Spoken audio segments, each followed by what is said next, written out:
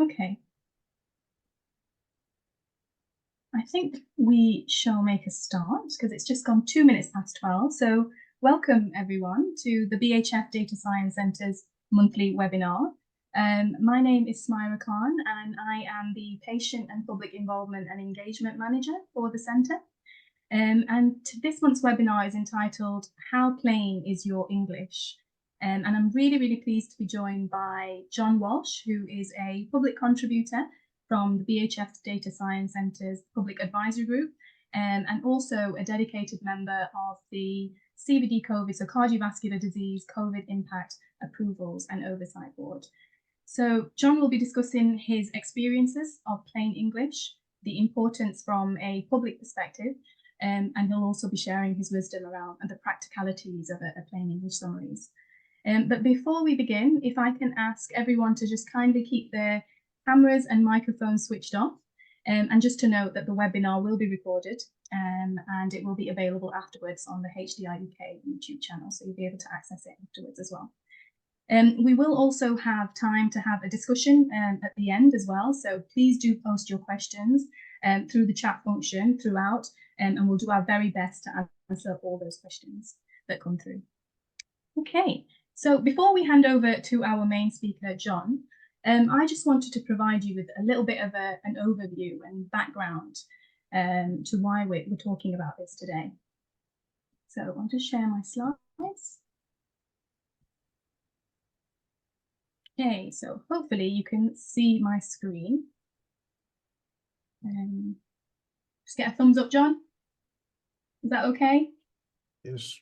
Excellent. Okay. So just in terms of the background, a good quality plain English summary is actually a requirement for the BHF Data Science Centre's Cardiovascular Disease COVID Impact Approvals and Oversight Board. So some of you will know that as the CVD COVID Impact AOB. So as part of that process, we have an application form, and the application form includes a plain English summary. And your summary is actually assessed as a criteria for approval to access data via the centre. And reviewers are asked to assess the readability, so making sure that it's plain English, there's no technical language, jargon, and the structure and the layout is right, but also that it's an accurate reflection of the proposal. So what you're trying to achieve through the project is articulated and all the key points are there as well.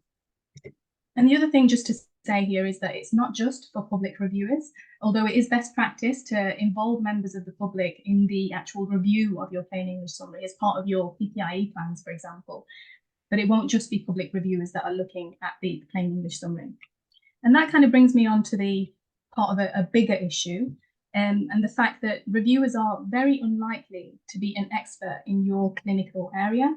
So, for example, if people have submitted to a funding stream such as the National Institute of Health Research or the Medical Research Council, you'll know that there's a panel that's made up of different experts. So you'll have health economists, you'll have statisticians, depending on the project, you'll have data analysts, you'll have senior clinicians and academics, and 2 public contributors. Most of the nationally peer-reviewed funding streams have at least 2 public contributors.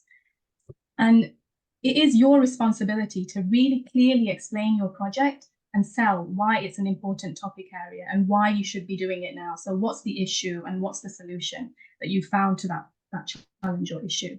And I guess with the plain English summary as well, it's the kind of that initial challenge to help people to really understand what you aim to achieve and really captivate their interest, to encourage them to read the rest of the application more passionately. So if they can really kind of comprehend and digest what it is that you're trying to achieve through this project, through this plain English summary, it's more likely that they'll read the rest of the application with passion and kind of look for cross-referencing. And I think that's really important. And people often read the plain English summary and the scientific abstract first, and then those sections aid the rest of the understanding of the rest of the document and highlight any key issues. And one tip that I would have is that if you're writing a scientific abstract and a plain English summary, start with the plain English first, because if you start with the science, you find yourself trying to find like alternative words to the jargon and the technical language. So it's much easier, an easy process if you start with the plain English first. And plain English summary then becomes the kind of public face of your research, the thing that everybody's going to read and have a look at. So here at the centre, we publish all our plain English summaries on our website. So it's accessible to the public, to our audience, and they're able to see this snapshot of your research project. So it's really important that you capture kind of what you want the reader to see for your project, because they don't have access to the protocol, they don't have access to the wider application. So it's really, really important that you put the key points in there and what it is that you seek to achieve in a concise way in your plain English summary. And then it does become, so if you went for a funding application, for example, it does become part of your public involvement activities, research network communications, for example, ethics applications, patient literature, depending on the project. So you might be creating patient information sheets, posters, consent forms. They all require plain English summaries. And then dissemination. When you reach the stage of dissemination for your project, you might be thinking about a publication, for example. So you would think about having a plain English summary alongside that as well. And then any kind of media, social media, mass media, your plain English summary will be part of that. So the absolute face of your project. So really, really important that you're clear, concise, and you're really capturing the kind of the issue and the challenge and how you're finding the solution through this project as well, I think is key. And then my final slide, guys, is just some resources that might be helpful. So there's the NIHR guidance, which is really useful and transferable to other funding streams as well. So they have some great steps on the things that you need to follow. There's also the Gunning Fog Index, which is a tool which calculates the reading age of your writing and highlights any complex words. I think the reading age is 8, but do correct me if I'm wrong. And then there's Readable, which is a web-based tool, and there's also Grammarly and Hemingway as well, and they can help identify complex sentences and suggest simple alternatives as well. But really, really important that you involve the public in reviewing your application, your plain English summary, and making sure that it's concise and accessible from their perspective. So that's everything from me. I'll stop sharing. I'm now going to hand over to John Walsh, who I'm sure you're all eagerly waiting to hear from. So over to you, John. Thank you very much, Samara, and hello, everyone else. I'm supposed to be talking about plain English, so let me declare my hand right at the beginning. I don't really believe in it as a concept. You hear it used as if it were some kind of universally understood and transmittable, portable, well understood absolute measure like Celsius or the Beaufort scale of wind. But I think it's more like that other thing, common sense. You know, we use that expression too as if it's an absolute. But in my experience, one man's common sense is another man's dangerous eccentricity. And similarly, one person's plain English is another person's gobbledygook. We can examine this proposal that I've just put to you and try to get something useful out of it. If you agree to be recruited right now to a little experiment I'd like to do, I'd like to try and transmit some information to you that you haven't got at the moment. Then we can see if you've got it. And on the basis of that, we can investigate whether or not I've been talking plain English, and hopefully right at the end, we'd get some help for you out of this in the form of various tips and so on. So I need a subject then that something to do with medicine or health that I know about and you don't. Well, by definition, that doesn't exist, does it? Because you're the expert and I'm the lay person here. But actually there is one example, and it's obvious once you've seen it. It comes from the fact that I'm a customer of the audiology department of our local hospital, and you are probably not. If there are a couple of you to whom that doesn't apply, then I'm sorry, you're going to be bored stiff for the next 10 minutes, but stay with us if you can, because there might be something at the end. Okay, audiology. What I want to do is to tell you the basic diagnostic tool that the audiologist uses, describe that to you, and then flip over and look at audiology from the point of view of a patient. So 2 things I'm trying to tell you. Here we go. If you're referred to audiology, they sit you in a soundproof room, something like a padded cell, in fact. You're equipped with earphones, as I'm wearing now, and also one of those push buttons on a cable the kind of thing that weather forecasters use to get their next slide, you know it. And they play to you a series of single frequency notes at different levels of volume. So you at one frequency they play this note, different volumes. You click when you can hear it, and obviously you don't click when you can't. Then it moves on to another frequency, and it covers the whole wave band of human hearing, which ends at, well, it depends on the individual, but it ends at about 10 kilohertz plus or minus. The software translates those results into what's called an audiogram. This is a straightforward two-dimensional graph. The x-axis is frequency, and the vertical axis is a measure of the acuity of your hearing at that frequency. So at a particular frequency, if you didn't need much in the way of volume to detect it, there you have a high point on the graph, high point. Low volume equals high point. Now, the shape of this graph for the normal healthy adult is not, as you might expect, shaped like a hill seen from the side, but like half a hill. Something like, say, the North Downs or Sutton Bank in Yorkshire, or Arthur's Seat in Edinburgh. It's to describe it to you, let's use the example that's nearest to my experience, the North Downs. Let's say you've left London and you're going south on the Brighton Road. It goes up and down a bit, it's a bit bumpy. There's a particular bump at Streatham Hill where I used to have a Saturday job in Woolworths a long while ago. But it carries on until just before Reigate. You are actually on the brow of the North Downs. It descends sharply. Going down Reigate Hill on the bicycle was most invigorating. It descends. It's not a cliff, it's an escarpment, but it's pretty steep. So that's what an audiogram looks like, and its usefulness to the audiologist is immediately apparent. It has a practical purpose, because if at any point on that journey you had a little personal ditch or a valley, the audiologist can tweak your hearing aid at that frequency, that particular frequency, and level you up to the main road where you ought to be, the plateau.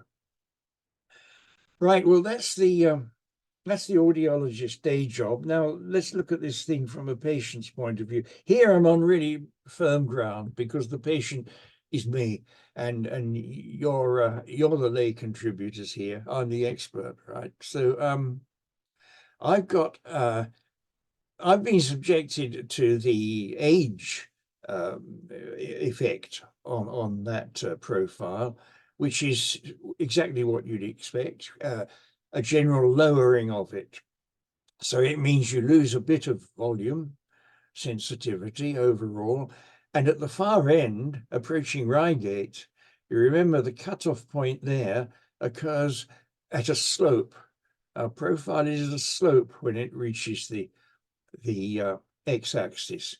So the effect of lowering that whole profile is to move that cutoff point horizontally, slightly towards the origin. In other words, you lose a bit of high frequency sensitivity, and you've really lost it. There's nothing the hearing aid can do about that if you've got nothing there. I'm subjected to that, but also I have another condition called trauma-induced intermediate frequency deficiency. The trauma was caused, in my case, by an overexposure to jet engines when I was much younger. And it's come back to catch me in later life. It's rather like that virus, the chickenpox virus, you know, that you think you're clear when you've had chickenpox, but decades later it reveals itself again, and it gives you shingles. It's life's not fair, is it? But there you are. Sometimes I feel that the varicella zoster, this particular virus is at least as clever as Homo sapiens, but that's a different point. I've digressed, haven't I? Let me see. Yes, my condition. I've lost these middle frequencies. If you come down the Brighton Road with me, it's bumpy, like it is with everyone else, but at Croydon, it's a disaster. There's no road there at all. There's been an earthquake, a landslide. It goes right down to ground zero, to mean sea level, and carries on at that level for a bit, but does reappear before Reigate. There's a kind of foothill down there, so I've still got some high frequency sensitivity, but I've lost this middle chunk of the spectrum. And the unfortunate thing is that it is in there that many of the voiced elements of human speech, the consonants, in fact, live and are distinguished one from another. So I can't tell the difference between if and is, or at and add, and so on. This does make life very difficult. Fortunately, there are some palliative measures, not least this platform we're using now, is because the Zoom and the other ones as well provide a transcription of spoken word to subtitles. So if I read really quickly, I can usually follow what's going on. Although I have to say sometimes it's more like entertainment than information. It gets it very wrong. I was at a meeting just before Christmas, and a woman introduced herself by saying, "I work for NICE." It came across to me as "I work for nights." So I was left wondering what kind of job she actually did. Well, not really. Of course, I had to interpret it, but you see what I mean. Just occasionally, when I'm in a terribly serious meeting, relying on the Zoom transcript, I suddenly dissolve into laughter to everyone's concern. Well, there you are. That's there are ways around it. There are things to help me. Unfortunately, there's nothing I've discovered yet that applies to music. I used to be a fairly keen concert goer, and you know how you get a tune in your head and you know it won't go away until you've heard the whole thing. Well, I used to do that, like everyone else does, I guess. But what stopped me was Mozart's clarinet concerto. I got into my mind one of the solo passages, and I just had to hear that thing again, one last time maybe. So I went to YouTube.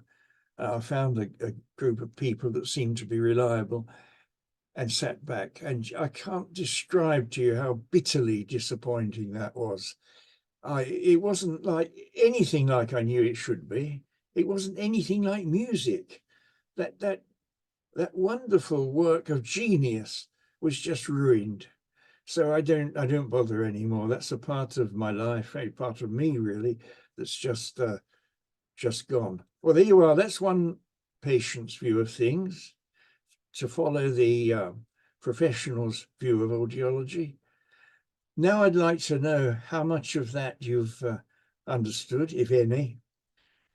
So another good thing about Zoom is that it allows for this instant survey. I'll hand back to my friends who are running this show now to do that, and then we'll come back again, consider the result, and see if we can get anything out of it that would be of possible future use for you. Brilliant. So I'm going to launch this poll, and then you all have the opportunity to add to it. So it should be launching now. We have 2 questions for you. So if you could answer those 2 questions, that'd be great.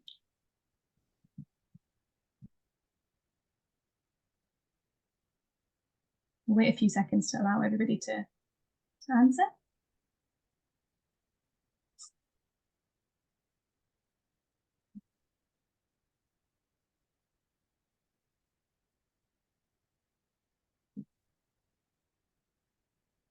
Okay. A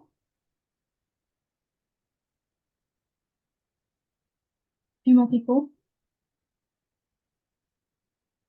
Right, I will end the poll now. So quickly get in, guys, if you've not answered already. And then, John, I will share the results with you and everybody else as well. So you should be able to see this now on your screen.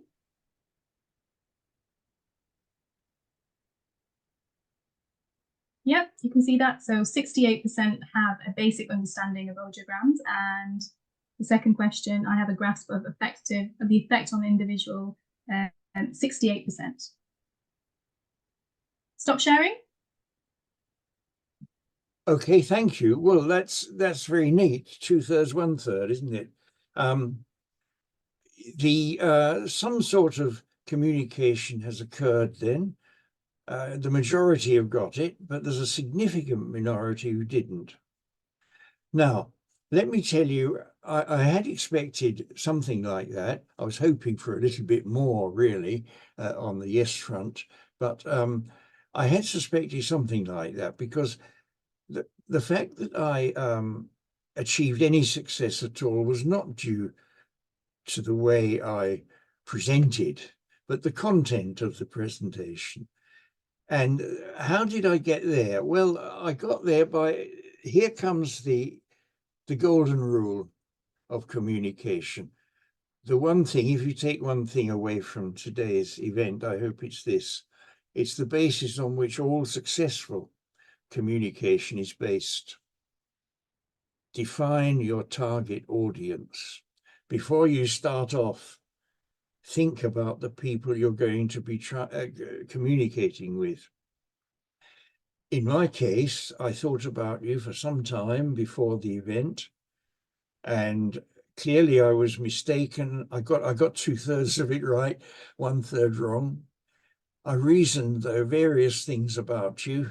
Guessing is involved, of course. I felt that you probably all had as a minimum GCSE maths, so I could say x-axis without having to explain what that was. And I thought you were all near enough, if not in medicine, to know that, well, so that when I use the word diagnosis, I don't then have to say that's when the doctor works out what's wrong with you. And I also felt that given your general background, which I had to guess at, you would be somehow a bit like me. You'd probably had a similar sort of upbringing to me. So, in other words, I felt that I had an easy audience to deal with. This is seldom the case. And as you can see, even when the communicator might think it is the case, he's only partly right. Now, what can I leave you with out of all of this? Well, I've already told you the really important thing in my view. Define your target audience before you start. The slightly more difficult part of this, though, is then to think yourself one of them, to look at your output from their point of view, and this is really hard.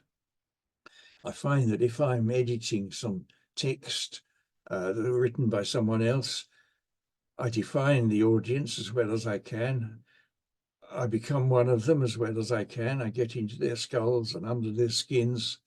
And then I can do that editing for maybe one paragraph before I slip back into being me. So it's not easy. How do you acquire this skill? Well, it's not teachable, alas.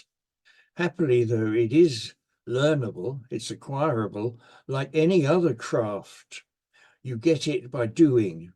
You do it not very well the first time, a bit better the second, and so on and so forth, until you have enough ability to, well, in my case, score a 2/3.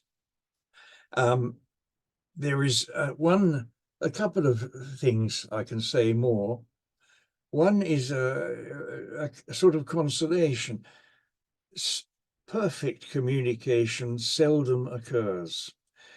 Even in cases where the transmitter, the communicator, feels they've done the job, and even in cases where the audience say, yes, I've got that, I've got the message.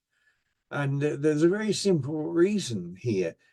We're all different, you know, we all have a different worldview, a different background and so on. So our idea of something, even of a simple concept, is likely to be a bit different.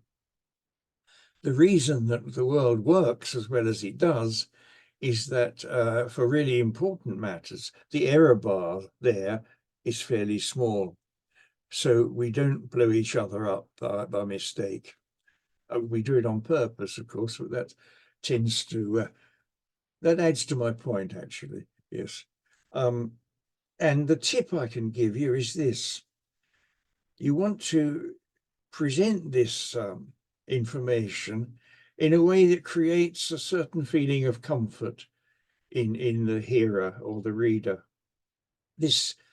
I've been doing this sort of thing, you know, I've had jobs that require me to think about communicating for a long while. I think the first one was started in summer, yes, in July 1962, so I should have picked up some kind of idea. And this one came to me one day in the 1970s, not when I was at work, when I was at home. In those days, the BBC radio used to have a daily program called Listen with Mother. It was telling a story to young children aged about, I suppose, 2 or 3 to 8.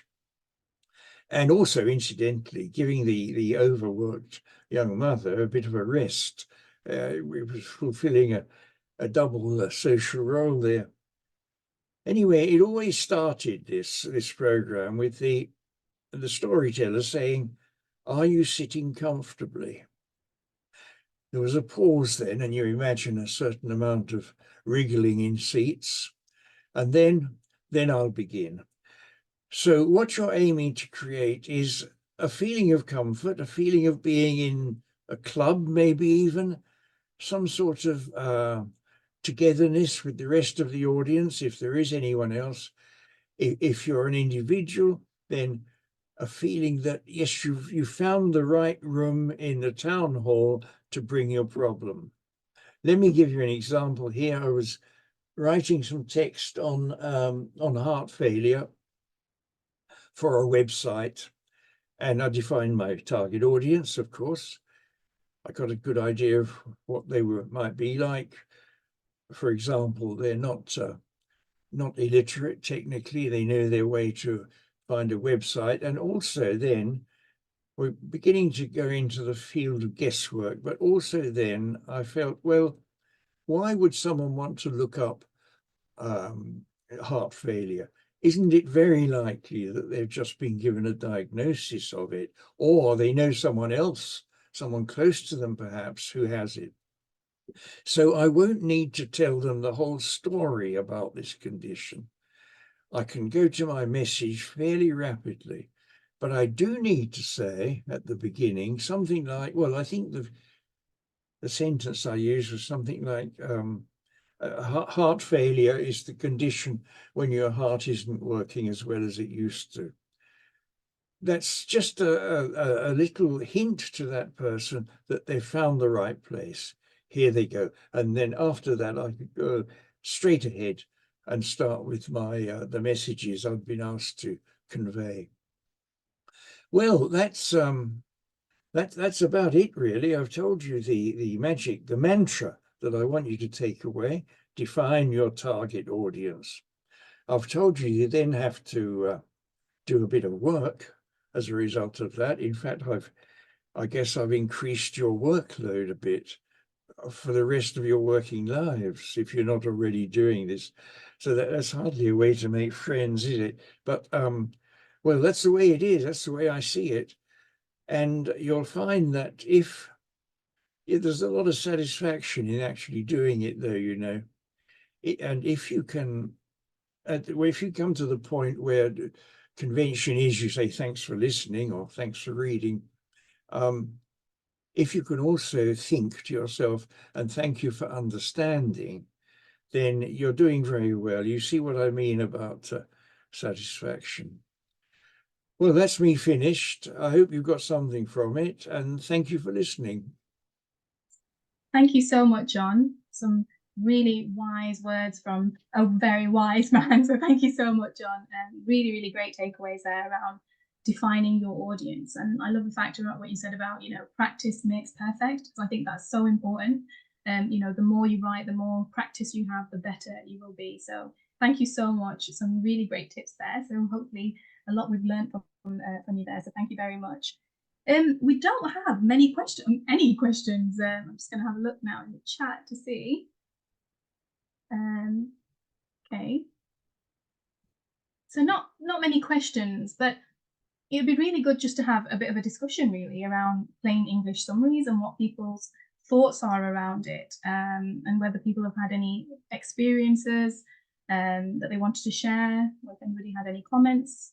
And please feel free to use the chat function or raise your hand if you want to say anything. One of the things that, okay, I think we've just got a message. Do you do all of this without notes? Okay, that's for you, John, I think. It's a real skill to be able to talk so well without notes. Absolutely agree with that, John. A few people were asking if you had slides as well. So yeah, huge, massive well done for that. That was great. Brilliant. No, okay. I'm sorry. Are you asking me to answer now? Yeah, go ahead, John. Okay, People well, are asking about. Yeah, no, I'm sorry, I don't have slides. Even if I had slides, I wouldn't know how to present them. I wouldn't know how to get them up on the screen. So you're not missing anything there. Sorry, I missed. Oh gosh, these questions are whizzing past. I'm not having time to read them. That's absolutely fine. Don't worry, I can read them out. What are my thoughts on using artificial intelligence? Well, I do have a thought on that. I think it can be absolutely brilliant. I have a particular thought of the audiology patient on this. Imagine a future in which your hearing aid includes a bit of AI.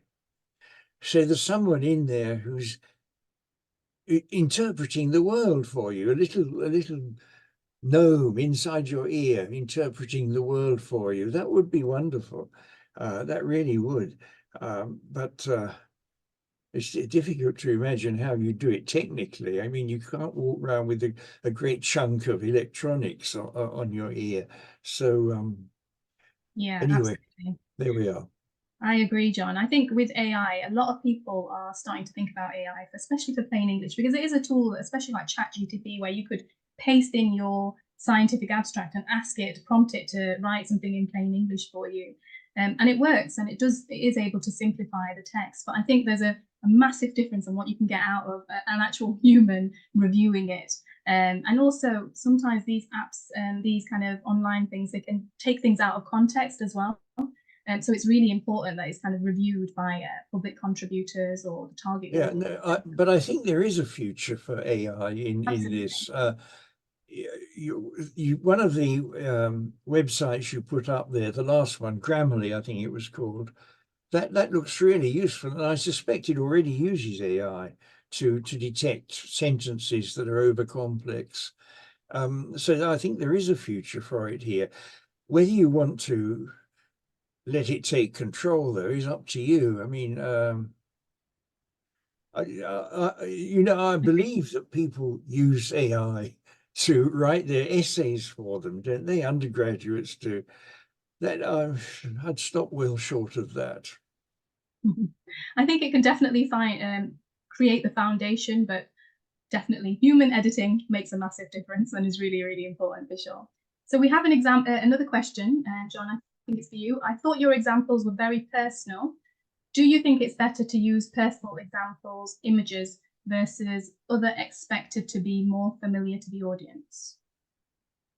Okay. I see. Well, yes, it was a risk, I suppose, talking about the Brighton Road. But you see, I didn't want to start talking about the Gaussian distribution and Fourier analysis and so on.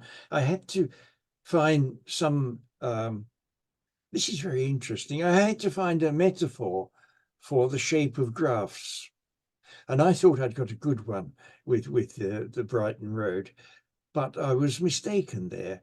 I clearly alienated a few people there by talking about either a bit of the country they don't know or they felt excluded there. That was an enormous mistake. I can't, on the other hand, think of a different metaphor to use. I suppose perhaps the same one, but without a geographical location. That might have been better. So yes, I've learned from this. My next presentation will be marginally better than this one, I hope. I thought that was really good, to be honest, and it was a personal thing as well, John. So you used personal examples which related to you. So I think that's why it might be difficult to be able to kind of understand. But yeah, it was a very personal thing for you as well, wasn't it? The subject that you were talking about. So okay, I think we have more questions coming through, okay, so let's have a quick look. Let's see here. Do you have a trick for targeting the audience so as not to overshoot knowledge or sound condescending? Yeah. Oh, that's an enormously important point.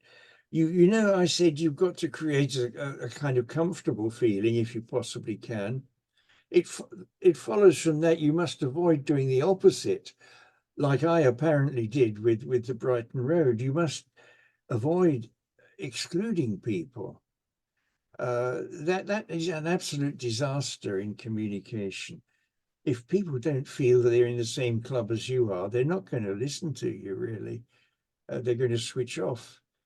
And this actually is a disadvantage of Zoom from the speaker's point of view. You get very little of that instant feedback that you get.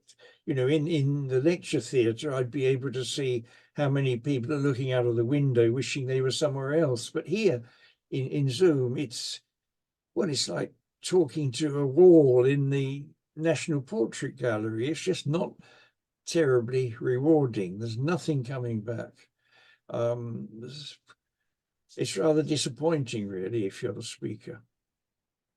Yeah, it can be challenging. I think with targeting audience as well, I think it goes back to your point that you were making about defining your audience and who it is that you're trying to get to. So thinking about your target population. So if it's a project specific, for example, you would think about the audience and who you should be working with. And then you would try and take a targeted approach to find those people to be involved in the project. And then they could help you as part of your PPIE to review the application or the plain English summary as well.